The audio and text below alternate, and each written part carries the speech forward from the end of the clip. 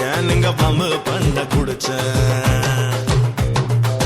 அக்கா வித்த மாம்பழத்தை ஆசையோட கடிச்சேன்